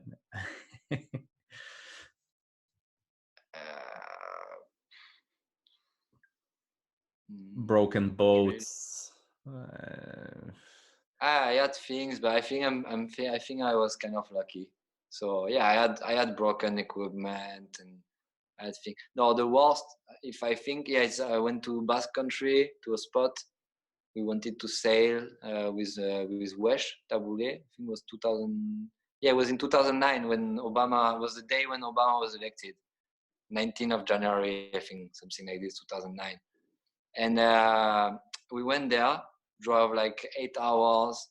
The wind was blowing in the night, and then in the morning we go to the spot. It was like mast and a half, double mast, this reef break that we wanted to sail, and the wind just died. So it was no wind. We went for nothing, and we were like waiting, hoping it would come back. Never came back. Anyway, so in the end of the day, drove back another 8 hours back home, and then arrived. I was kind of super pissed, like not pissed, but like a bit broken. And one of my friends in Marseille was, we are having a party tonight, blah blah blah. And then I went party, and then I went fucking crazy, and then I left the party and super drunk, and I fell asleep on the highway and like crashed with my van, almost died, and so that was my worst trip. Lost the van. I was about to say, after when you said that you drove 8 hours back, that didn't sound too bad, but then I guess No. Sorry. So that was the biggest fuck up, and like my gear flying on the highway, like van like running on the highway, everything flying off, and me in the hospital, and so that was the biggest bad trip fuck up. For sure. Yeah. I think we touched on this because I have some little questions I wrote down, and I wanted to ask you if you feel pressure from your sponsors to perform on these trips, but I think you already answered that. But why I'm saying that is that we are professional windsurfers. We're supported by this industry, and we're kind of in this little bubble that has certain rules, certain ways things are done, and it is quite organized and quite schematic. Let's say you have a scheme and everybody sticks to it. So my question is, what pisses you off about the way this whole windsurfing world is run? Because I know there are things that you would probably change if you could, but no, in the end of the day, I think everybody is trying to do his best. This is a bit politically correct thing you could think, but it's really what I think. And I don't know, I think actually the only thing that pisses me off sometimes is when I see people like doing things and that I don't like, and this is only me being judgmental, and this is stupid, but we all have bad things in us. So I think, I would say maybe sometimes I think people take themselves too seriously. This is something I never liked. Like for what, it's like a small sport, and there's not really we don't have to pretend we're something we're not, but then at the same time everybody is doing what they feel like doing to be happy, so I should not judge this. But this is one of the things that I think sometimes it's a shame, because we could have more fun, if people were just more not taking it so seriously, not thinking they are what they're not. And do you find it a little bit boring these days more than? Yeah, that's what I mean when I say it's a bit boring. I think it could be a bit more fun, but it's just I think it's not the fault of anyone. It's just the how you say, the era, we live in, But that's the what I mean. society There we is a live in. certain scheme, and I don't know, you get your contract, it says like, okay, you need to do 18 Instagram posts a month or whatever. Yeah, And then you yeah, exactly. start putting things like today, great session with 7-0 and the 98, And this, when I see this, I'm Yeah, like, it's like, yeah, exactly, like this thing of self-promoting, for example. I don't like this self-promoting because I think it's stupid. But this has nothing to do with windsurfing. Is the whole fucking society is like this now. yeah, Even but you Trump is can on do it in Twitter. a way, because what you're doing in a way is also self-promoting. You're just doing it in a very different way. So there are ways to do it. Yeah, but I do self promote. Yeah, but yeah, okay. But what I mean is like self promoting just for self promoting. This is what I sometimes have a bit of difficulty with. Like it's like in the end, there's so many codes in this in this business system. Like you say, what sponsors expect from you and what you should be doing. There's a lot of things you have to do and not do and all this, and this is pissing me off because I feel like we are like sportsmen, and what's most important is what we do in the water, not how we promote ourselves, you know. Um, so Yeah, and also your so yeah, attitude off the water. I think it matters. It matters a lot. Like I had this conversation with Craig, and I asked him straight up, like, you choose riders of a certain personality. but you know what? It's true. But I would just give you an example. Something probably nobody knows almost. I was on North Sales when I was 19 for 1 year. Like they were the first board or sales sponsor who gave me a good contract with a good money and everything. And then after 1 year, they wanted me to go to Fanatic. Not wanted, but I was on Taboo, and basically was like, you go to Fanatic North, and then Taboo got together with Gastra at this time. So I had the choice, and I chose to go to Gastra and Taboo because Taboo has a different philosophy. So you can choose actually what you. Okay, you say yeah, the Fanatic team, they're all like they're really professional, I would say. They're like the guys, they wear the team clothes, the stickers perfect. They are really nice, sympathetic guys. Like, you go to Adam, to Adrien, they're super nice people. Like everyone, they're like, they're not really, they will not be unfriendly to anyone. They're like nice people to be around, and they know the job they're doing, and they're doing. So they really fit this. And I always felt like I'm not fitting this. So then I'm not going there. That's it, So I think there's nothing to complain about this. It's just if you don't like it, then don't do it. Then go somewhere else and do something else, That's how I see it. So and that's why it's not why, because Taboo for me, it's my life, Since I'm 12 years old, I'm riding Taboo boards, and the boards are amazing, And but also the philosophy of the brand is about never ever, nobody in the Taboo team told me, Thomas, you know what, actually you should not do this in the party, or you should not do that, and you should not say this on internet, and you should, they trust me, and they let me do what I do, and they don't try to control anything. And I think each brand has its own philosophy, so you have to go. Yeah, it's also what you were touching on about Bern with Nash, that obviously when you talk with Matteo, Bern, for example, maybe he has a different philosophy than Nash, and now he's not with them. Maybe he should have left earlier, I don't know. This is not my problem, Yeah. But we cannot all fit the same boxes, because we have different forms, So And exactly, and sometimes I really feel like this world, they have this like you say, in this new era, there is this mold this box that maybe they want us to fit in, especially like on the racing side. I think there is an idea, of how the guys are supposed to be. And then, but if I look back to the golden times, it was not like that. The guys had a lot of personality and a lot of, and even if this personality is there now, a lot of people are scared to show it.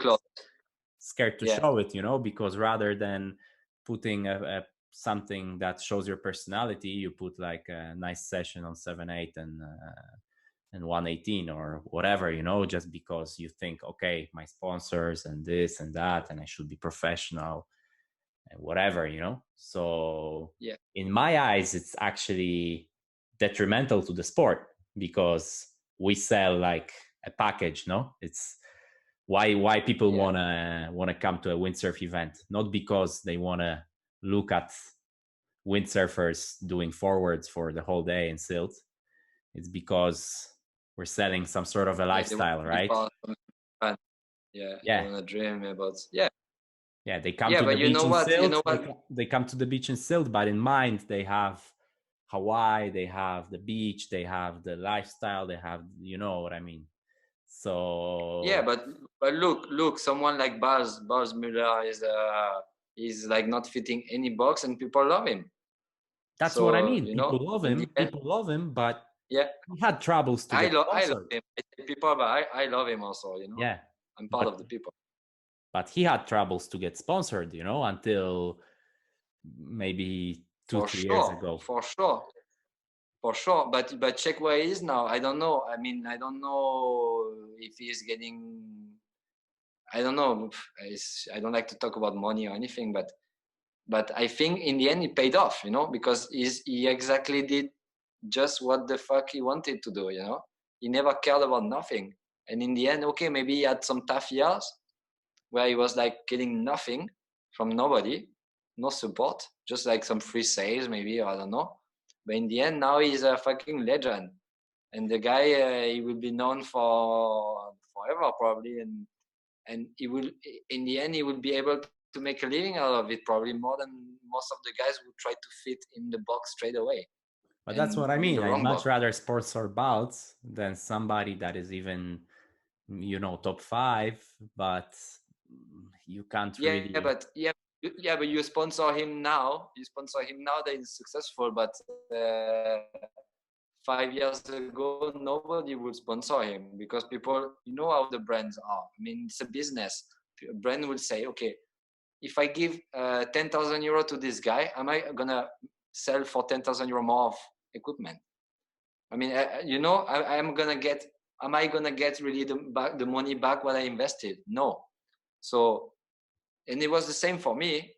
I don't want to compare myself to him, but all this time I did all these trips, and like I don't want to present myself like a punk rock, whatever, rock star, whatever. But until the year I won my first event, I was just smoking ciggies in between the heat, and I didn't give a fuck, about anything. And I was not trying to be something just because, in the end I followed my way all the time, and it brought me where I am. I'm like, I could have never imagined being here now, but I think it's, but this is the same in everything in life, I think it's nothing about windsurfing. If you check the surfing world, just think about when we were kids, Andy Irons and Tash Burrow, and I mean, there was a lot of crazy guys, the Hawaiian, the pros, Sonny Garcia punching the guys on the beach. They were crazy motherfuckers, but there was a lot of personality, like you say. And now the surfers, they come out and they all make the same stupid interview, like next hit, But then you have someone like Mason Ho, who's a fucking lunatic, and all of a sudden he's like, he had no sponsor almost for 10 years, and now he's probably the most popular surfer in the world. Almost. Yeah, but this is why I just don't get it, because but this is society. It actually sells. No, but it sells much better. You know what I mean? if there was like 15 of you and 10 of Balzmuller and whatever, it would sell the sport much better. So why go away from what is actually successful? Like you say, like the surfers, it's because it's risky. Because at the beginning you're not getting nothing. You take a risk. You're like, I just to give you an example, I remember I had this talk with Matt Pritchard, who was team manager for Gastra. I think this was 2000, I would say 2009, something like, 2009, the year I finished fifth. That was my first year where I was successful in the waves.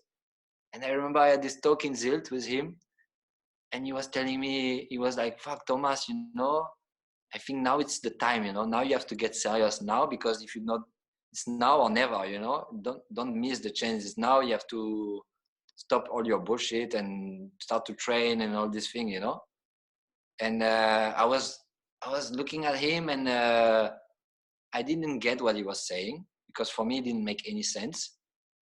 And I didn't do what he said, but in the end I'm successful. And because Matt, he is a different guy, and he's a super cool guy. I really have a good relationship with him now. But he's totally different, and he was working for the brand. So he was there to make sure that the money they were giving to riders, they were going to get it back, not in 5 years, but the next year, Yeah. You know what I mean? So, and I think it's the same in every part of society. If you look at the artists in music industry or whatever, it's called an industry, the music even. The real artists are not the one who produce this stupid pop song that's gonna be the hit of the summer, and then you don't hear them anymore, They are the real one that you will remember. They are the one maybe for 10, 15, 20 years, you don't really know them. But they create this base that they, in the end, they are, they are what they are. They're not what that the producer is like, okay, you're going to dress like this, sing this song, I'm going to produce your song completely different because right now this is the trend. And you know what I mean? I know exactly what you mean, because I have these discussions all the time, like that's something, that there is this popular culture, and then there is this kind of outside of the box. But actually, if something is really good from outside the box, it will prevail and it will be successful. And then it will maybe become... That's what the popular culture is going to get inspiration from in the end, on top. Yeah, that's what I mean. From this underground crazy thing. Because what was maybe unacceptable 10 years ago, right now is the norm. And so it's weird that the sport has gone, so much cleaner and so much more like sort of boring, because maybe in music is the opposite, like when I was growing up, it was the grunge or whatever, and Nirvana and all these guys, they looked like super bad boys. Now it's like they're not even, they wouldn't even, they would be the nice guys in the room, you know what I mean? So yes and no, because but only because now it's trendy to be a bad boy. It's all about the trend. There's the trend. It's a business. It's about the image we give. Yeah. When you produce a performance or music or something, there's expectations because the trend is this, and people are like used to seeing something. And if it's something too different or too strong, maybe they don't, they cannot take it so quickly. Yeah. So I don't know. I think for me, this is a society debate, like we live in a society, I think, where everything has to be clean a little bit, but I don't know. Like, I think everybody just thinks differently, and just because I think that way maybe doesn't make it true. I just have this observation, and I think you have a similar one. So that's why I think it's interesting. Okay, just to end on a maybe a future note. Positive note. I don't know. You're 34, 35 this year. 34, yeah. I would not. Yeah. Yeah. So where is Thomas Traversa in 5-10 years time? I have no idea, really. I don't know. And that's the thing, I never knew. So in the end, the only thing I know is that I will see, but I never planned anything. I never knew, and so far it worked really well. It's just getting better, you know. I'm like more successful in what I do. I'm my family. I have 2 girls now. My little daughter is gonna turn 2 next week. The big one is 5.5. I have my own house with my wife. I don't care, you know. I will see. Hopefully, I'm still windsurfing. I wish. I hope. We hope, because we get from time to time we get an amazing video from you. So we definitely hope that. Yeah, I mean, I just hope people don't get tired of it. That's my dream, you know. If people don't get tired of it and I can continue doing this, like Jason, you know, he's like almost 50. The guy, I don't know, 45 at least. Or Yeah. yeah, but and he's still a fucking legend. So I don't compare myself to him, you know. But that would be my dream. Yeah. But maybe something completely different. I don't know. But I don't really see myself working in the windsurfing industry because I'm not a marketing business guy, I think. So either I would say, and that's only what I would think now, but maybe I'm totally wrong. Either I would keep riding or just do something out of windsurfing, I think. Couple quick hitters to end it. What are your pet peeves? What is this? Yeah, the bad thing, no? Something what was that's this again? like kind of pisses you off, that you almost get like a physiological reaction, like you know, like what you really cannot, you see and straight away you are pissed off. Yeah, I would say people who are like too confident and too sure of what they think. Sounds like me. How many times a day do you pee your wetsuit? Maybe once when I windsurf. I don't know, once maybe. Okay. I don't make long sessions, so. Your guilty pleasure? I'm trying to get rid of them, so I don't know. My guilty pleasure.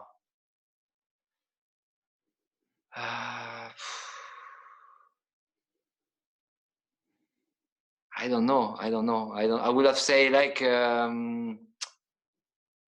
like addictions in general. Addictions.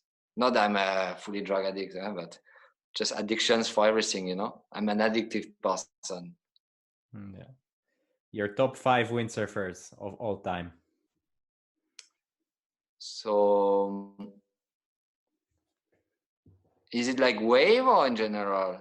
Whatever you want to put. It's your top 5. Okay, so it's not gonna be my top 5, but if there was only 5 that I could look at, you know, videos and pictures, and so Polako for sure, Josh Angulo for sure, Kaoli for sure. That's 3.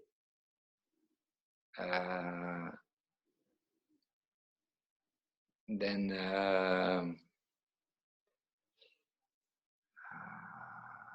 Prozinho, because I think he's the best ever.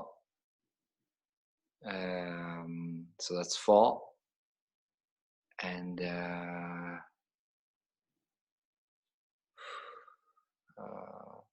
Scott Carville. There you go.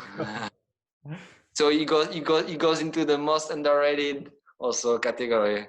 Yeah, that was the next question. For sure.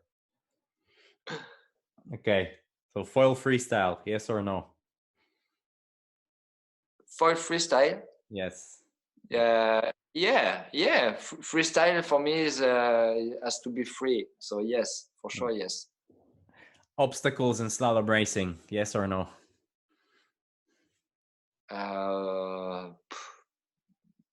It's not my business, so I don't care. But no, I will say no because we did the super X discipline, and I saw this kind of sucked. So I would say no. One spot you'd have to sail every day for the rest of your life.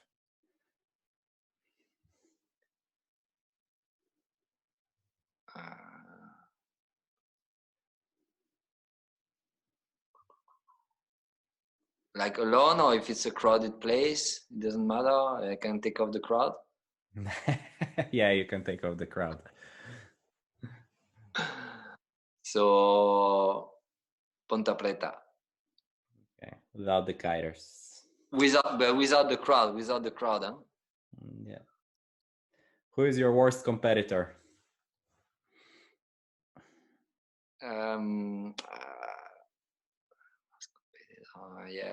I was thinking about this, but I think I would say Ricardo because I don't know. I always have a hard time competing against him, Ricardo. Yeah. But I beat him in Pozo, so that's my. I think that's the only time I ever beat him in my life, and that was in Pozo. So I'm happy about it. Yeah, quite a few freestyle heats, I guess, back in the day. One movie that I lost, yeah.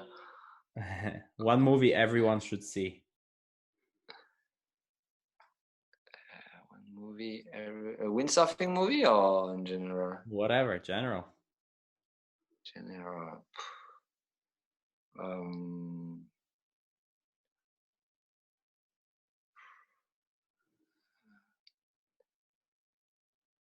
No, Madagascar.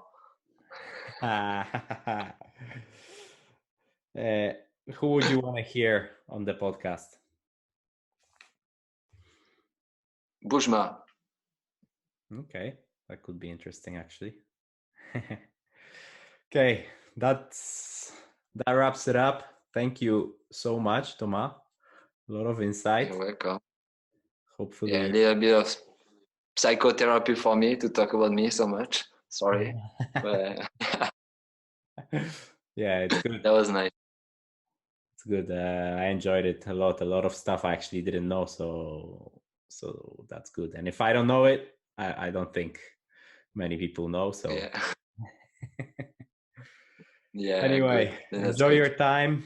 Have a good recovery, and looks like we might be able to travel again soon. So let's see how it goes. Yeah, hopefully, but no stress. And yeah, I hope you can compete in slalom. No, you still have a chance. No, maybe for some events. Something. I think you guys might have Maui as well. Yeah, that would be good. That would be good. World Championship. One event. Boom. Yeah, but you know what? It's like even if it would be weird. I was thinking about this today. You know, in the Olympics, people win or lose a Olympic title. It's like just on one single event every 4 years. Yeah. So I don't think it would be really unfair to have just one event for world title. I agree fully. Yeah. And Okay, I'm gonna let you go. Yeah. Take care. Good night. Thank you. See you. Thanks. Bye. Ciao. Thanks for watching. Yeah, you made it to the end. Of course you did. Some crazy stories in there, and probably the most open and honest podcast we have had for sure. I think these podcasts are going down pretty well, I would say, with the hardcore windsurfing community. So it's really good to have you guys supporting. Obviously, if you want to support the channel with a few beers, we've added this as extra to all the stuff we've ever done. So it's squeezing. So if you do want to support the channel, you're loving the content, 20, 30, 40, 50 quid, anything you want to put in the beer money would help support those boys, like I said. And we can give Maciek a few beers as well, because he's doing an amazing job. As always, tell us in the comments who you want to be on the podcast next. We've got a couple of big names lined up, and probably one of the best all-round ever windsurfers in the world coming up. And it's not a bloke. It's not a bloke. Yes, there we go. Don't forget to subscribe to the channel if you don't want to miss. And obviously, it is available audio only on Spotify and iTunes. And it can be one of the best travel companions, these podcasts. I've been loving them. There we go. Thumbs up, like if you liked it. And I'll stick the other podcasts up there.